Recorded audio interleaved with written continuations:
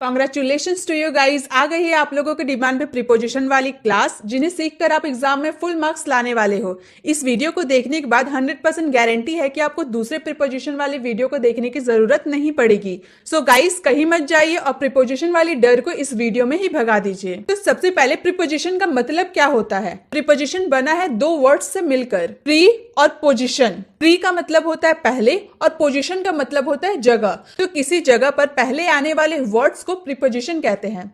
ये तो हो गई बेसिक चीजें। अब इसके रियल मीनिंग को समझते हैं। ऐसे शब्द जो नाउन या प्रोनाउन के दूसरे जो शब्द है वाक्य में उससे रिश्ता बताता है, यानी कि रिलेशन बताता है। जैसे कि मैंने कहा I am in the class, मैं बोल रही हूं I am in the class, मतलब मैं क्लास में हूं। तो मैं यानी कि आई मतलब मैं, और क्लास, मैं और क्लास का रिश्ता कौन बता रहा है? इन, कि मैं क्लास में हूं। कहां हूं?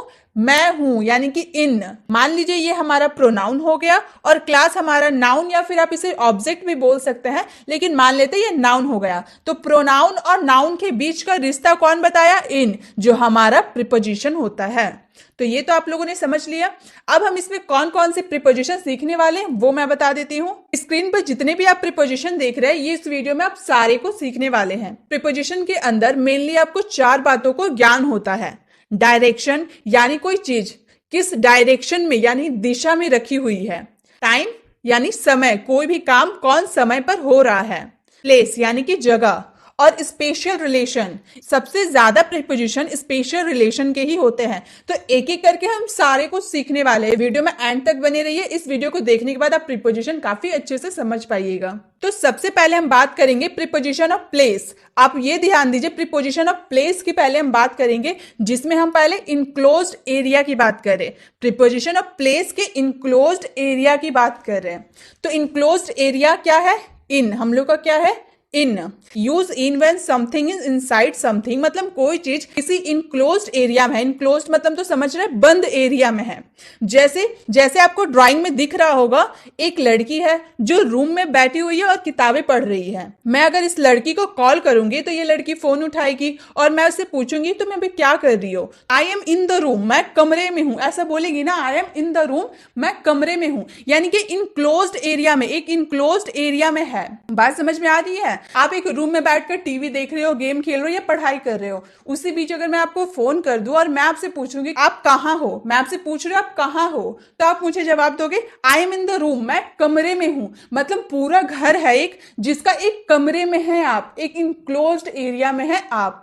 ठीक है, तो जब आप इनक्लोज्ड एरिया की बात करेंगे तो आपको वहां इन का यूज करना होगा। अब हम पहले एट को भी देख लेते हैं, फिर इन और भी अच्छे से आपको समझ में आने लगेगा। जैसे अगर लोकेशन ऑफ पॉइंट की बात करेंगे, at tells us that the following noun is located at the specific point और लोकेशन।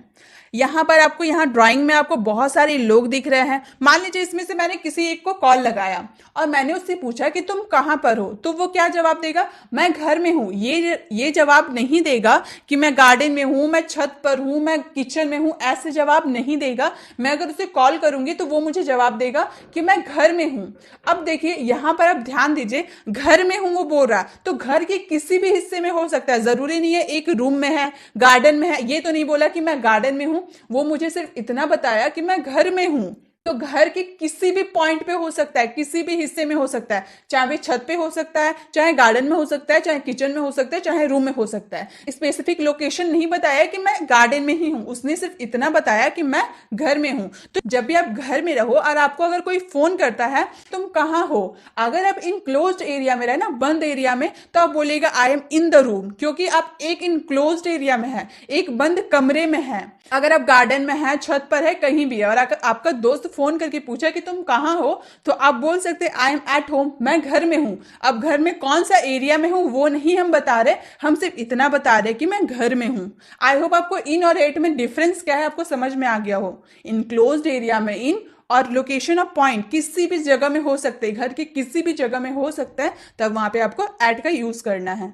अब है सरफेस लोकेशन। सरफेस मतलब होता है सतह। Use on when one thing is attach to और टचिंग समथिंग, मतलब कोई चीज सतह से चिपकी हुई रखी हो। आपको यहाँ ड्राइंग में दिख रहा होगा, ये बुक है जो सतह टेबल को टच करते हुए रखी हुई है। मैंने यहाँ पर लिखा the books are on the table, किताबें मेज के ऊपर रखी हुई है। किताबें जो है वो मेज से सटी हुई है, तो अगर सतह से कोई चीज चिपकी हुई रखी हो ना तो हम उसमें ऑन लगाते हैं। जैसे मैंने कहा the pen is on the table, ये जो पेन है वो टेबल से चिपकी हुई है। The lamp is on the table, ये लैम्प है ये भी टेबल से चिपकी हुई है, सतह से चिपकी हुई है। तो जब कोई चीज किसी सतह को टच करते हुए रखी हो तो हम उसमें ऑन का यूज करते हैं। क्लियर?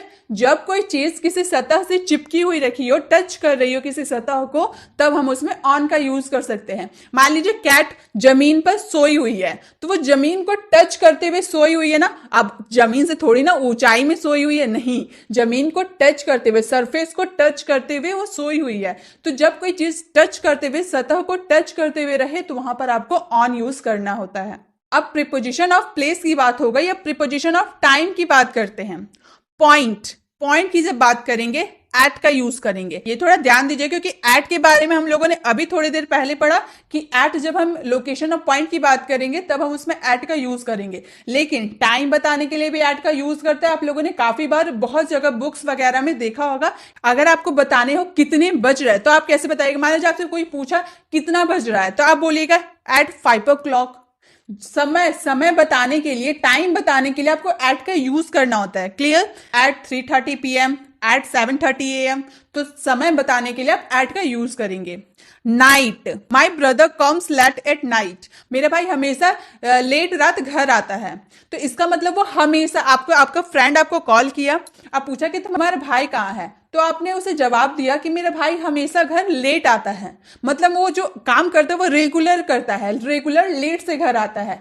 रेगुलर जो वो काम कर रहा है, मतलब रेगुलर लेट से आने का वो काम कर रहा है, तो उसमें एट का यूज करेंगे। लेकिन अब एट की जगह इन का यूज कब करते हैं? जैसे मान लीजिए कोई एक दिन, मान लीजिए आपका भाई हमेशा 9 बजे तक घर आ जाता है, लेकिन अचानक एक दिन वो 10 बजे घर आया। मतलब एक दिन, हमेशा नहीं, बस बाई चांस कभी एक दिन वो 10 बजे घर आया, तो वहां पे हम इन का यूज करेंगे। जो रेगुलर के तौर पे नहीं होता है, कभी कभी इत्तेफाक से हो जाता है, तब हम उसमें इन का यूज करते हैं। जो रेगुलर बेसिस पे होता है तो उसमें हम एट का यूज करते हैं। ये आपको याद रखने हो कि इन और एट कैसे हम यूज करेंगे।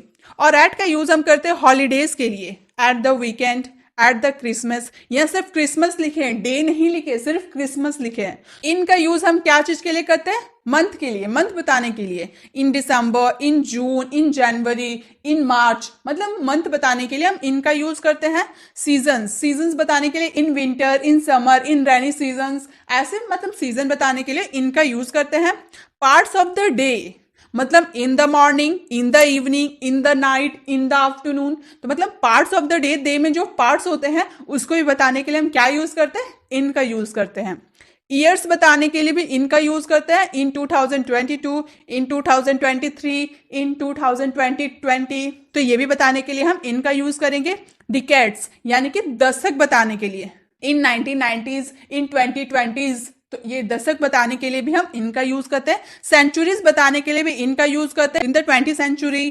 तो इस तरह से हम सेंचुरी बताने के लिए भी इनका यूज करते हैं। तो इनका यूज हम इसी चीज के लिए करते हैं।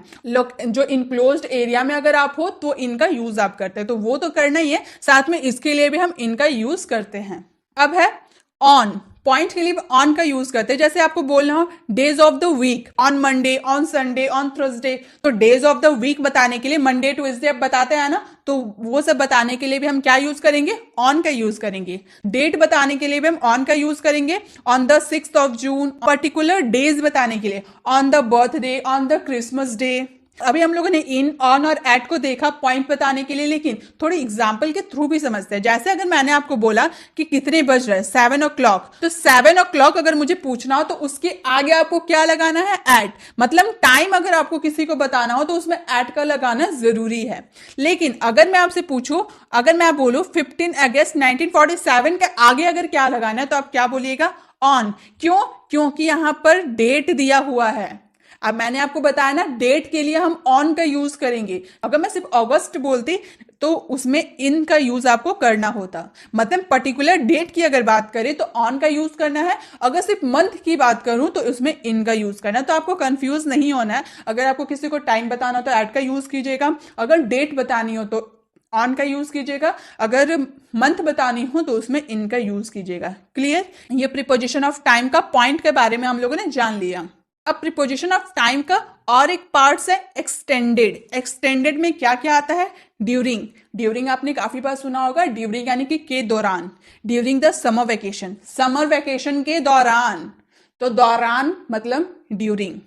Bye, not later than at और बिफोर, मतलब बाय का यूज वहां होता है जहां पर एक डेडलाइन होती है और उसी डेडलाइन पर काम को खत्म करना होता है। काम शायद पहले भी खत्म हो सकती है। जैसे कि मैंने आपको बोला, मान लीजिए आप मेरे ऑफिस में काम करते हैं, आज फ्राइडे है और मैंने बोला कि मंडे होते होते मुझे सारी रिपोर्ट्स चाहिए, मतलब जो आपने रिपोर्ट्स तैयार किया है मुझे मंडे होते होते मुझे वो चाहिए। तो अब आपका क्या काम है? रिपोर्ट्स को तैयार करके मुझे मंडे तक, मंडे डेडलाइन है, मंडे तक ही आपको सबमिट करना है मेरे पास। लेकिन हो सकता है आप संडे तक ही वो क्लियर कर दे और संडे को मुझे सबमिट कर दे। मतलब आप पहले कर सकते हैं लेकिन मंडे के बाद नहीं कर सकते हैं, मंडे ही आपका डेडलाइन है। तो ऐसे के लिए हम क्या यूज करेंगे?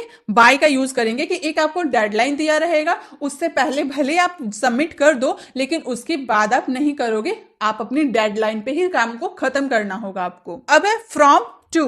फ्रॉम और टू बताता है काम कब से शुरू और कब खत्म हुई। 10 AM से शुरू हुआ है और कब खत्म होगा? 5 PM तक खत्म होगा। तो इस वाले सेंस के लिए आप फ्रॉम और टू का यूज करना है। अब है फोर।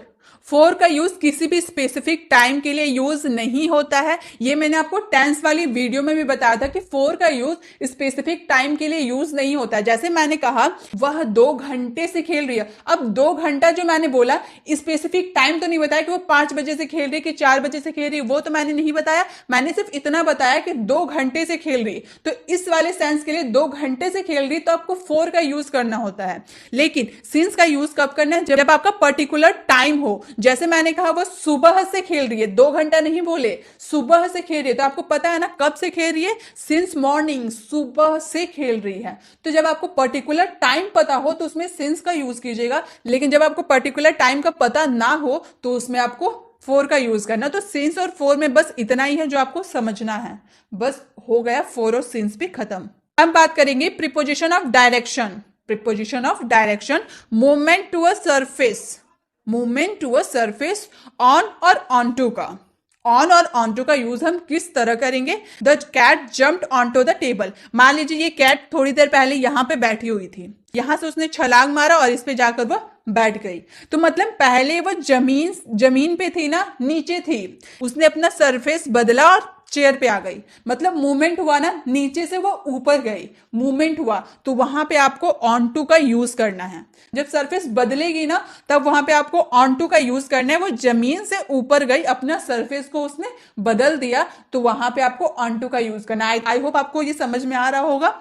और लेकिन अगर the cat jumped on the table, on the table कब यूज करेंगे? मान लीजिए कैट जो है ये टेबल पे ही उछल कूद कर रही है, ये नीचे से ऊपर नहीं गई, टेबल पे ही उछल रही है, जंप कर रही है, अपने सतह तो नहीं चेंज कर रही, बस टेबल पे ऊपर जा रही, नीचे आ रही, ऊपर जा रही, नीचे आ रही। तो वहां अपने सतह को चेंज नहीं कर रही है, तो वहां हम ऑन का यूज करेंगे। क्लियर? जब अपने सतह को वो चेंज करके नीचे से ऊपर गई तब उसमें ऑन टू का यूज करना है। लेकिन जब वो अपने सतह पे ही, भले वो अब मूवमेंट कर रही है लेकिन अपनी सतह पे ही है, तो उसमें हम ऑन का यूज करेंगे। मूवमेंट हो रहा लेकिन उसने अपनी सतह को चेंज नहीं किया है। क्लियर? ऑन और ऑन टू बस इतना ही था। आई होप आपको यह भी समझ में आ रहा होगा। अब है movement toward an enclosed area. Enclosed area, ये सब बातों पे आप ज्यादा ध्यान दो। इन और इनटू का यूज करना है। जैसे कि the cat is going into the box, cat यहां थी, आप पॉइंट देख सकते हैं, कैट यहां थी, यहां से जंप करके ये बॉक्स के अंदर गई, मतलब एक इनक्लोज्ड एरिया के वो अंदर गई। बॉक्स तो इनक्लोज्ड है, तो वो बाहर से इनक्लोज्ड एरिया में गई, तो वहां आपको इनटू का यूज करना था। Cat is going into the box. मान लीजिए आपको केक बनाना है, आप केक के लिए सब रेडी कर दिए और उसके बाद उसे ओवन में डाल दिए, मतलब उसे उठा के ओवन में डाले, सतह तो चेंज हो रहा लेकिन आप केक को इनक्लोज्ड एरिया में बंद कर रहे हैं ना, तो इनक्लोज्ड एरिया में केक जा रहा तो वहां इनटू का यूज होगा। सतह भले चेंज हो रहा लेकिन वो जा रहा इनक्लोज्ड एरिया में। क्लियर। ऑन टू में जब देखे थे तो वो सतह चेंज हो रहा था, लेकिन वो इनक्लोज्ड एरिया में नहीं था, वो खुला एरिया में था। लेकिन यहाँ पे हम लोग क्या देख रहे हैं, सतह, बिल्ली ने सतह चेंज किया, बाहर से अंदर गई लेकिन क्लोज्ड एरिया में गई, इसलिए हम लोगों ने इनटू का यूज किया। अब the cat is in the box, मान लीजिए कैट बॉक्स के अंदर गई और बॉक्स के अंदर गोल गोल घूम रही है, वो मूवमेंट कर रही है, बॉक्स का अंदर मूवमेंट कर रही है, लेकिन वो अपना सतह को चेंज नहीं कर रही है, तो उसमें इन का यूज करना है। ऑन टू और इन इनटू में एक बार डिफरेंस बता देती हूँ। खुला एरिया में अगर आप नीचे से ऊपर जा रहे हो, सतह को चेंज कर रहे हो, तो उसमें आपको ऑन टू का यूज करना है। सतह चेंज करते हुए इनक्लोज्ड एरिया में जा रहे हो, तो उसमें आपको इनटू का यूज करना है। क्लियर, बस इतना ही था। अगर आपको नहीं समझ में आ रहा आप फिर से इसे देख सकते हैं, क्योंकि गाइस अगर आप मेरी बात को ध्यान से सुन रहे हो तो आपको जरूर समझ में आ रहा होगा। मूवमेंट टूवर्ड डेस्टिनेशन, टू और टूवर्ड्स का यूज, जैसे I am going to Taj Mahal, मैं ताजमहल जा रहा हूं, मतलब आप यहां से गए और ताजमहल चले गए, ठीक है, आप ताजमहल ही जा रहे हैं। आपको अगर आपसे किसी ने पूछा कि आप कहां जा रहे हैं, तो आप बोलेंगे ना मैं ताजमहल जा रहा हूं, तो आप सिंपल बोलेंगे I am going to Taj Mahal. लेकिन अगर आपको ताजमहल नहीं जाना है, ताजमहल के आसपास बहुत बढ़िया रेस्टोरेंट है, आपको वहां जाना है, तो आप बोलिएगा आई am going towards the Taj Mahal, मतलब आप ताजमहल नहीं जा रहे, लेकिन ताजमहल से होते हुए रेस्टोरेंट की तरफ जा रहे हैं, मतलब जो रेस्टोरेंट का रास्ता है ताजमहल से होते हुए जाता है। अगर आपको सिर्फ इतना बोलना हो कि मैं ताजमहल जा रहा हूं, तो I am going to Taj Mahal बोलिएगा। लेकिन आपको बोलना हो कि मैं ताजमहल की ओर से रेस्टोरेंट जा रहा हूं, मतलब जो रेस्टोरेंट का रूट है ताजमहल की ओर से ही जाता है, इसलिए हम लोग उसमें बोले आई am going towards the Taj Mahal. Clear. अब देखेंगे preposition of special relation. Limits की पहले बात कर लेते हैं, इसमें अलोंग और अराउंड का यूज होता है। अब हम अलोंग और अराउंड एक साथ सीखने वाले। जैसे ये आदमी आपको दिख रहा है, ये क्या कर रहा है, रोड का सीधे जा रहा, सीधे जाने के लिए हम अलोंग का यूज करेंगे। आप मान लीजिए आप अपने फ्रेंड के घर जा रहे हैं, आपका फ्रेंड का घर सीधा है, तो आप अपने घर से निकले और सीधा रोड का सीधा सीधा जा रहे हैं अपने फ्रेंड के घर। लेकिन अगर मैं बोलूं is walking around the road, ये आदमी सीधा तो जा रहा है, मान लीजिए उसके बाद रास्ता खराब था, बहुत ही टूटा फूटा था, जाने लायक नहीं था, तो वो आदमी क्या करेगा, घूम कर जाएगा ना, तो घूम कर जाने के लिए ही अराउंड का यूज करेंगे। आप अपने फ्रेंड के घर जा रहे हैं, बीच रास्ता में कार एक्सीडेंट हो गया, कार एक्सीडेंट हुआ है, तो सीधे सीधे घुस के तो नहीं जाओगे, आप घूम कर ही वहां से घूम कर ही जाओगे, तो घूम कर जाने के लिए ही अराउंड का यूज करेंगे। सीधे जाने के लिए हम अलोंग का यूज करेंगे और घूम फिर कर जाने के लिए अराउंड का यूज करेंगे। क्लियर। अब है रिलेटिव पोजीशन, अबव का यूज। जैसे मैंने कहा the clock is above the table, यहां जो क्लॉक है ये टेबल के ऊपर रखी हुई है। अब मैंने बोला टेबल के ऊपर रखी हुई है, यानी कि ये थोड़ी है कि टेबल से टच करते हुए हो, नहीं, इसका मतलब अबव का यूज तब कीजिएगा जब कोई चीज सतह से दूर रखी हो। यहां टेबल है, ये इतना दूर में टेबल है, इससे इतना दूरी में क्लॉक है, जो हमारा घड़ी है बहुत दूर है, टेबल से दूरी पे है, तब वहां अबव का यूज करेंगे। मान लीजिए आप बैठे हुए, आपके सिर के ऊपर फैन है, मैंने बोला आपके सिर के ऊपर फैन है, तो इसका मतलब ये तो नहीं कि आप जो फैन है आपके सिर से चिपकी हुई है, नहीं, सिर से काफी दूर है ना, तो उसमें हम अबव का यूज करेंगे। क्लियर। जो चीज सतह से चिपकी हुई नहीं हो, दूरी में हो, तो वहां आपको अबव का यूज करना है।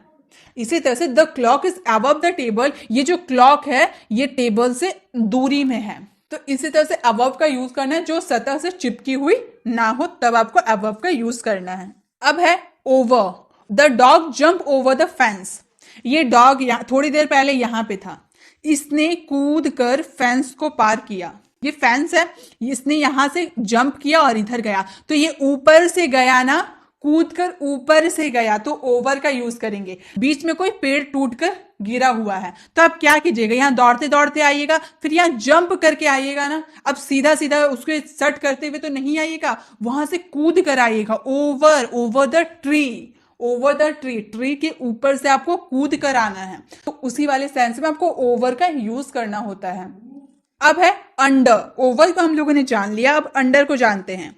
The cat is under the box, जो बिल्ली है बॉक्स के अंदर है, यानी कि ये जो बॉक्स है ये बिल्ली उसके अंदर घुसकर बैठी हुई है, इनक्लोज्ड एरिया में वो छुपकर बैठी हुई है। तो जब कोई चीज अंदर रहेगी, यहाँ पे कैट है, बॉल हो सकता है, बैट हो सकता है, जो बॉक्स के अंदर रखी हुई है, अंदर में है, तो वहां पे आपको क्या यूज करना है, अंडर का यूज करना। अब है below, below the box is below the cat.